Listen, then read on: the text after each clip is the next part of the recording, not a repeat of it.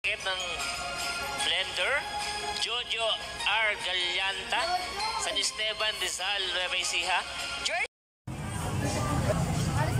Hi! Ako nga pala si Yay, dating OFW na taga Cebu. Ngayon ay naninirahan na sa probinsya ng Luzon. Lumipat lang ako ng bahay pero sa probinsya pa rin ako nakatira. Isang ina na may munting pangarap para sa aking pamilya. Tara, samahan niyo ako sa kwento ng aking buhay. Magandang araw mga ka-blessings! At sa nakikita po ninyo, nanonood po tayo ngayon. Bali, samahan niyo po muna kaming manood. Tuwing December po kasi, mayroong parapulang 3M Drugstore sa mga sugid nilang mga mamimili. Dahil suki na po talaga kami dito sa 3M Drugstore, kaya ito, manunood po tayo. Baka isa rin po kasi tayo sa manalo ng tumataginting na 80,000 pesos para sa grand prize po nila. Hindi lang po ang grand prize ang nakaka-excite, parin din po ang mga consolation prizes. Sa nakikita ninyo, merong yellow at merong blue po na tickets na bubunutin po nila. Name ng kids ko from sa mga product bilang gatas diaper, mga gamot, vitamins, more power, 3M Drugstore. Ayan, hello po! Maria Avendano.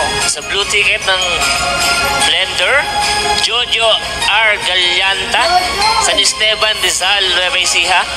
At eto na nga po, nanalo po si Daddy. Kahit papano, nabunot din po ang mga pangalan namin. Hindi man po tayo umabot sa grand prize, pero ito, masayang-masaya na rin po kami. Kaya maraming salamat po talaga, 3M Drugstore, sa patuloy nyo pong pagsisilbi sa amin. Kinabukasan na nga po nito, pumunta na rin po kami sa Bungabon. Syempre, pumunta po muna tayo sa Panginoon para magpasalamat. Kasama po natin si Bulinggi. Mukhang seryoso pa nga yung mga itsura namin dito. After nga po namin magpasalamat at magdasal sa Panginoon, lumabas na rin po kami. At eto na naman si Bulinggi, natakbo na naman kung saan-saan. Kaya tinawag ko na rin po at baka saan-saan na naman pupunta. Naku, maghahabol na naman tayo kung saan-saan. Sadyang pagkain na lang po talaga nagpapatahimik dito sa batang to. At eto na nga po, pumunta na rin po kami sa 3M Drugstore. Dahil sa sobrang traffic, pinauna na po natin si Daddy para pumila po doon. Habang andi dito muna kami ni Batang Makulit, nag-aantay sa kulong-kulong. Pinakain po muna natin para maya-maya marami na naman siyang power mangulit.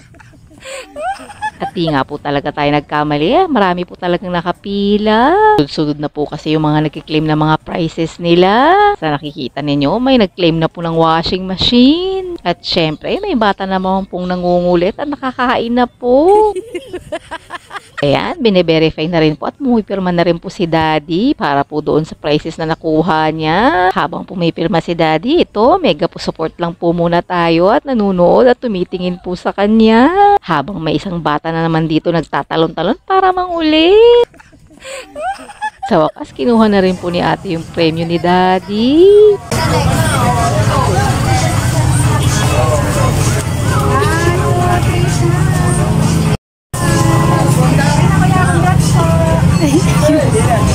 O, diba? Ang iting tagumpay din po. O siya, yan lang po muna sa araw na to mga ka-blessings. Daghan salamat sa pagtanaw.